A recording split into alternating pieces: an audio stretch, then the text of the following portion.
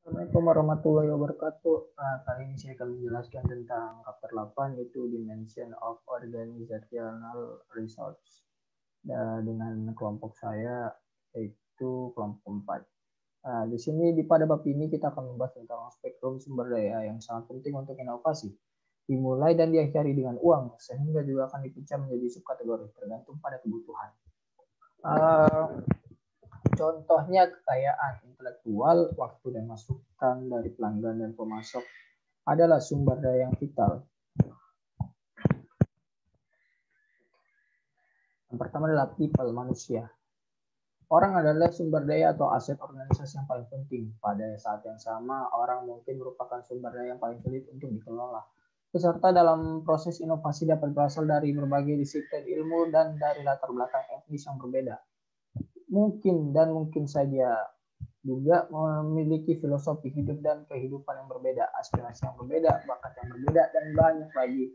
Tujuannya bukan untuk meningkatkan wadah pelaburan, tetapi tujuannya adalah membuat tempat orang-orang dengan berbagai karakteristik dan kompetisi dapat dicampur menjadi satu unit yang berfungsi.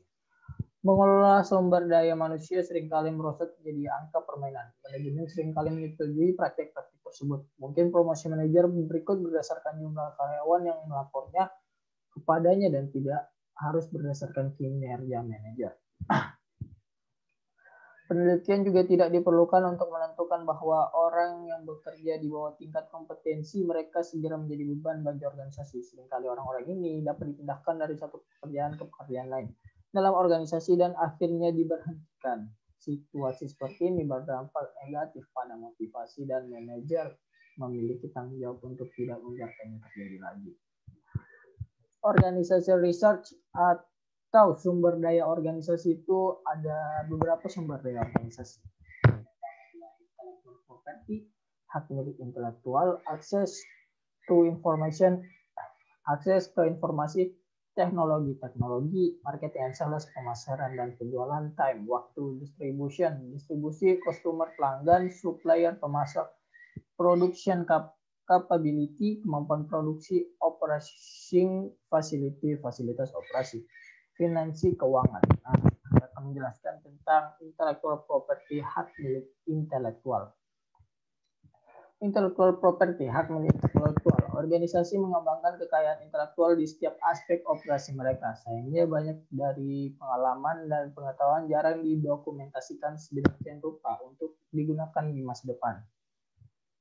Di beberapa tahun terakhir, konsep seperti manajemen pengetahuan, pengalian data, dan organisasi pembelajaran belum menerima banyak perhatian praktis.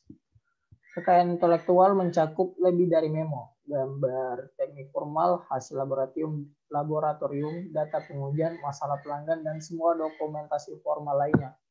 Hak milik intelektual juga mencakup semua model yang digunakan untuk mendemonstrasikan kelayakan file data notebook, sketsa tangan yang biasanya dibuang, dan file model kerja. Perusahaan kimia mungkin yang terbaik dalam mengelola data laboratorium mereka. Contohnya, dalam pengerjaan laboratorium penelitian dan pengembangan, tidak hanya detail eksperimen yang didokumentasikan, sampel juga disimpan untuk penggunaan masa depan. Itu adalah contoh perusahaan kimia untuk dalam mengelola data laboratorium mereka.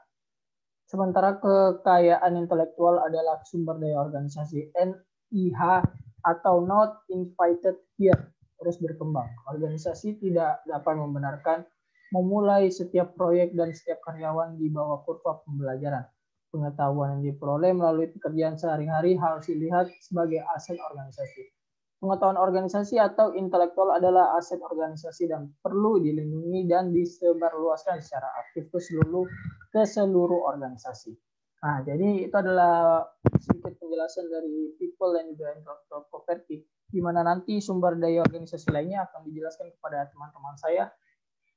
Itu saja dari saya. Terima kasih.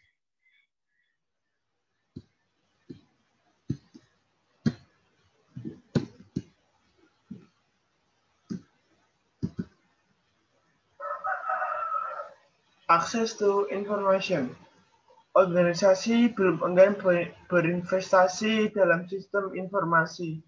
Namun, bahkan setelah penginstalan semua komputer tersebut, file, pengembangan database besar-besaran, dan perluasan penggunaan internet dan intranet. Ketidakmampuan untuk berkomunikasi secara memadai, informasi pada tingkat yang sesuai terus membatasi kinerja informasi. Namun, tragisnya adalah informasi sebanyak itu dibutuhkan pekerja tidak mudah didapat. Tidak ada keraguan bahwa informasi tertentu harus menjadi kebutuhan terbatas pada mereka yang memiliki kebutuhan untuk mengetahui. Karena informasi itu penting bagi manajer teknik untuk melakukan pekerjaannya secara efektif dan efisien. Pada saat yang sama, karyawan sering berpikir bahwa mereka membutuhkan informasi yang sama sekali tidak relevan dengan pekerja yang sedang dikerjakan. Studi pribadi saya telah menunjukkan bahwa meskipun karyawan sering mengeluh tentang kekurangan informasi, ketika ditanya apakah sewaktu-waktu kekurangan informasi menciptakan masalah dalam pekerjaan sehari-hari mereka, jawabannya adalah tidak. Sampai organisasi mengubah basis data mereka menjadi basis informasi. Inovator perlu terus memanfaatkan tubuh pengetahuan yang ada di benak rekan kerja. Teknologi. Apa yang kita maksud ketika kita bicara tentang teknologi? Ada banyak deskripsi tentang teknologi. Teknologi adalah apa yang diperlukan untuk mengubah sumber daya menjadi produk dan layanan. Bagian dari ilmu pengetahuan dan rekayasa yang dapat diterapkan pada desain produk baru. Saya lebih suka mendeskripsikan teknologi sebagai pengetahuan tertanam dalam produk dan proses, dan pengetahuan tentang menciptakan, memproduksi dan menggunakan produk dan proses ini.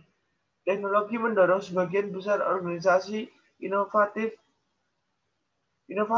perlu memahami tingkat pengetahuan dan keahlian teknologi yang tersedia oleh disiplin ilmu baik di dalam maupun di luar organisasi. Teknologi adalah sumber daya organisasi.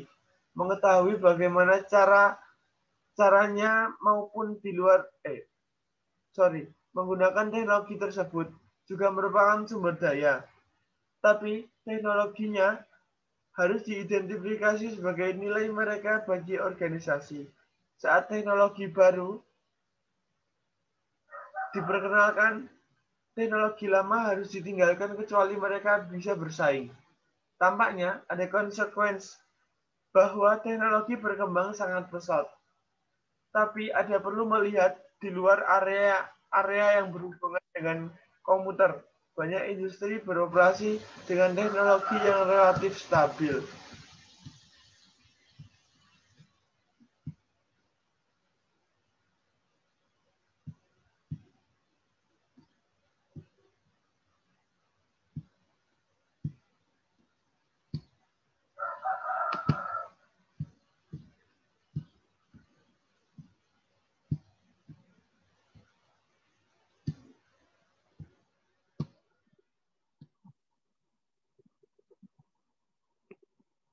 Assalamualaikum warahmatullahi wabarakatuh.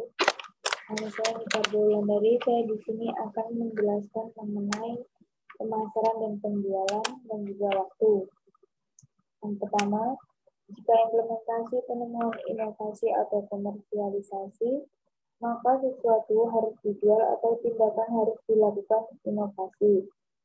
Inovator mungkin atau mungkin tidak memiliki pengetahuan dalam pemasaran dan penjualan. Tetapi inovator perlu memahami peran yang akan dimainkan oleh pemasaran dan penjualan dalam keberhasilan inovasi.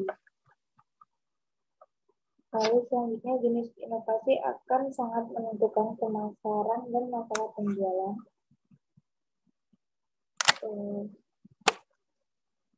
Jika upaya baru melibatkan inovasi tambahan, itulah harus sedikit kesulitan dalam mengidentifikasi masalah kritis. Masalah kritis tersebut mungkin termasuk dampaknya pada produksi saat ini. Waktu Waktu adalah sumber daya penting dalam pasar global yang kompetitif saat ini, dan itu tidak bisa diganti. Yang kedua, masalah utama yang dihadapi para inovator adalah waktu keputusan. Waktu siklus termasuk 3 elemen interaksi yang berbeda, waktu, durasi siklus, dan waktu. Dengan ketiga elemen ini bekerja secara interaktif, kolektif, dan bersamaan. Waktu adalah komoditas dan sumber daya bisnis. Itu tidak dapat direklamasi atau didaur ulang. Pengaturan waktu yang realistis dimulai dari bagian atas organisasi. Sementara waktu adalah salah satu aspek dari perencanaan, beberapa derajat fleksibilitas itu penting. Sebuah studi McKinsey dan Cowan menunjukkan bahwa sebuah produk 6 bulan terlambat ke pasar kehilangan sepertiga dari potensi keuntungan selama masa pakai produk.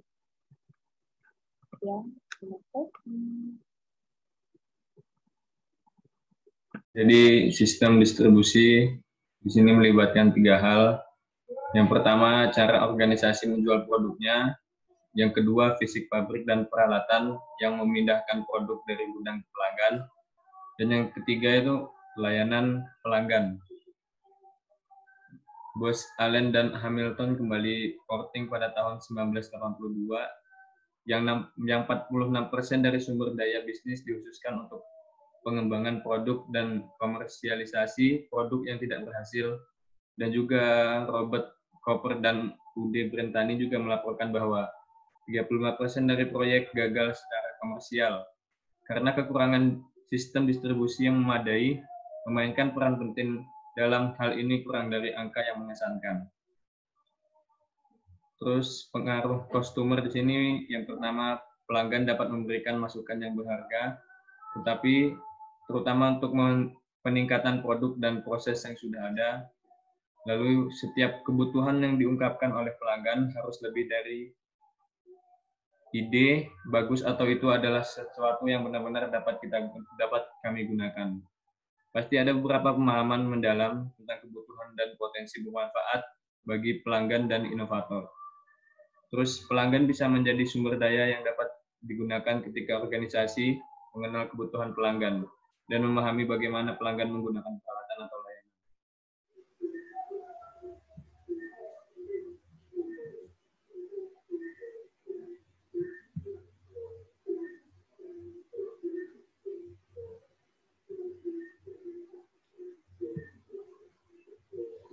Assalamualaikum warahmatullahi wabarakatuh. Perkenalkan, nama saya Ibu Mardianta Putri, kelas manajemen B, NIM 20200410064. Di sini saya akan menerangkan tentang dimensi sumber daya organisasi. Masuk ke dalam subbab pemasok. Nah, pemasok telah menyediakan sumber daya utama jauh sebelum perampingan dan outsourcing menjadi populer. Yang dibutuhkan perusahaan hanyalah seorang CEO. Itu dahulu, itu pemikiran dulu. Karena semuanya dapat dialihdayakan dalam penelitian, pengembangan, teknik, manufaktur, pemasaran dan penjualan, distribusi, dan semua aktivitas administratif terkait. Nah, contohnya di masa lalu, PT Ford memproduksi baja dan kaca, mencetak balok mesinnya, dan membuat bodi sendiri dan banyak bagian komponen lain di dalamnya, fasilitasnya sendiri, membuat produksi sendiri gitu. Nah, tetapi Ford dan banyak pabrik mobil lainnya pada dasarnya adalah operasi perakitan di masa sekarang. Banyak perusahaan kecil memberikan keahlian yang mungkin tidak ada di organisasi besar. Contohnya seperti operasi, perlakuan panas, pemesinan komponen, perencanaan perkakas manufaktur, perencanaan sistem otomasi dan robotik, pembuatan produk baru, penyediaan pendidikan dan pelatihan, pengolahan banyak fungsi administratif khusus. Nah, menggunakan sumber daya dari luar adalah upaya bersama, dan upaya tersebut tidak terdiri dari penulis pesanan pembelian. Kenapa sih proses pembuatan tidak lanjut dan berkelanjutan? Dalam dunia proyek multidisiplin saat ini, semua kompetensi dan keahlian tidak dapat berada dalam satu organisasi. Nah, masuk ke subbab yang kedua, yang berikutnya yaitu kemampuan produksi. Sumber daya organisasi mencakup fasilitas produksi dan pengetahuan produksi yang mungkin akan atau mungkin tidak merupakan sumber daya untuk inovasi khusus ini. Fasilitas produk hanya merupakan sumber daya jika dapat dimanfaatkan dalam perbuatan produk baru. Demikian pula pengetahuan produksi hanya akan berharga jika proses yang sama digunakan. Nah, apa sih yang menimbulkan kesulitan besar ketika proses baru diperkenalkan itu? Itu biasanya manajer sering memutuskan bahwa rekayasa proses tingkat atas tidak lagi diperlukan. Seperti halnya proses yang kemarin yang sudah dijalankan itu berhasil. Jadi, mengapa mengubahnya? Nah, itu adalah hal yang menimbulkan kesulitan besar ketika proses baru diperkenalkan. Jika upaya rekayasa proses berkurang, secara substansial, seluasnya pengetahuan proses yang diperlukan untuk memperkenalkan produk baru yang membutuhkan proses baru tidak akan tersedia lagi. Nah, itulah presentasi dari saya. Bila ada salah kata, mohon maaf. Wassalamualaikum warahmatullahi wabarakatuh.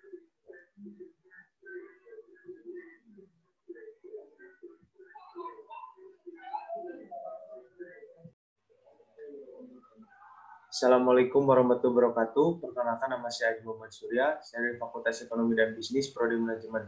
Di sini saya akan menceritakan tentang fasilitas operasional dan finance. Yang pertama ada operasional fasilitas, yaitu suatu masa di mana kantor hanya menyertakan mesin tik itu. Dibandingkan dengan alat tulis saat ini, ada beberapa masalah bersihkan kunci sesekali dan jadwalkan penyelesaian tahunan. Kantor saat ini mencakup komputer, mesin fotokopi dengan banyak fitur lanjutan tambahan, mesin fax, dan semua elektronik lainnya, gadget yang dianggap perlu. Departemen penelitian tidak hanya membutuhkan komputer, tetapi berbagai peralatan analitik yang canggih. Aturan geser telah menjadi peninggalan masa lalu dan juga telah digantikan oleh berbagai perangkat elektronik. Yang kedua ada finance, yaitu ada saatnya investasi finansial akan dibutuhkan dan inovator perlu mengenali keterbatasan sumber daya keuangan organisasi. Saya sengaja menempatkan keuangan persyaratan sebagai item terakhir dalam grup dimensi sumber daya ini karena terlalu sering uang digunakan sebagai alasan untuk tidak mempromosikan inovasi. Investasi akan sangat bervariasi bergantung pada cakupan dari inovasi. Tetapi kemungkinan besar inovasi baru ke pasar dan terobosan akan membutuhkan dana yang signifikan. Di sana saja tidak tersedia cukup informasi yang dapat dihitung untuk membuat jenis apapun penilaian rasional. Mencampur persyaratan keuangan ini dengan masalah teknologi dan pemasaran dalam tahap konsep adalah kesalahan. Terima kasih. Wassalamualaikum warahmatullahi wabarakatuh.